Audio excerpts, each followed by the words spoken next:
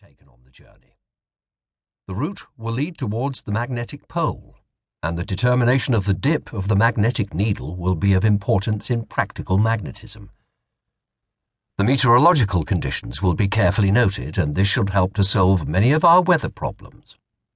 The glaciologist and geologist will study ice formations and the nature of the mountains, and this report will prove of great scientific interest.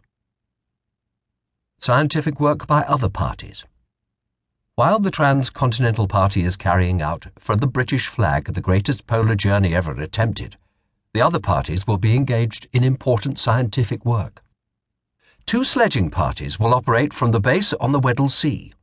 One will travel westwards towards Graham Land, making observations, collecting geological specimens, and proving whether there are mountains in that region linked up with those found on the other side of the pole. Another party will travel eastward toward Enderby Land, carrying out a similar program, and a third, remaining at the base, will study the fauna of the land and sea and the meteorological conditions. From the Ross Sea base, on the other side of the pole, another party will push southward and will probably await the arrival of the Transcontinental Party at the top of the Beardmore Glacier near Mount Buckley, where the first seams of coal were discovered in the Antarctic. The region is of great importance to the geologist, who will be enabled to read much of the history of the Antarctic in the rocks. Both the ships of the expedition will be equipped for dredging, sounding, and every variety of hydrographical work. The Weddell Sea ship will endeavour to trace the unknown coastline of Graham Land, and from both the vessels with their scientific staffs, important results may be expected. The several shore parties and the 2 ships will thus carry out geographical and scientific work on a scale and over an area never before attempted by any one polar expedition. This will be the first use of the Weddell Sea as a base for exploration, and all the parties will open up vast stretches of unknown land. It is appropriate that this work should be carried out under the British flag, since the whole of the area southward to the pole is British territory. In July 1908, letters patent were issued under the Great Seal declaring that the Governor of the Falkland Islands should be the Governor of Graham Land, which forms the western side of the Weddell Sea.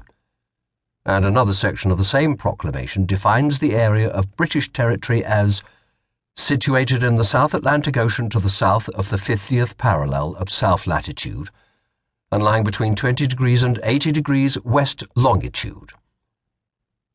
Reference to a map will show that this includes the area in which the present expedition will work. How the continent will be crossed. The Weddell Sea ship, with all the members of the expedition operating from that base, will leave Buenos Aires in October 1914 and endeavour to land in November in latitude 78 degrees south. Should this be done, the Transcontinental Party will set out on their 1,800-mile journey at once, in the hope of accomplishing the march across the pole and reaching the Ross Sea base in 5 months. Should the landing be made too late in the season, the party will go into winter quarters, lay out depots during the autumn and following spring, and as early as possible in 1915 set out on the journey. The Transcontinental Party will be led by Sir Ernest Shackleton and will consist of 6 men. It will take 100 dogs with sledges and 2 motor sledges with aerial propellers. The equipment will embody everything that the experience of the leader and his expert advisers can suggest. When this party has reached the area of the pole, after covering 800 miles of unknown ground, it will strike due north towards the head of the Beardmore Glacier, and there it is hoped to meet the outcoming party from the Ross Sea. Both will join up and make for the Ross Sea base where the previous expedition had its winter quarters. In all, 14 men will be landed by the Endurance on the Weddell Sea. 6 will set out on the transcontinental journey, 3 will go westward, 3 eastward, and 2 remain at the base carrying on the work already outlined. The Aurora will land 6 men at the Ross Sea base. They will lay down depots on the route of the Transcontinental Party and make a march south to assist that party and to make geological and other observations as already described. Should the Transcontinental Party succeed as is hoped in crossing during the first season, its return to civilization may be expected about April.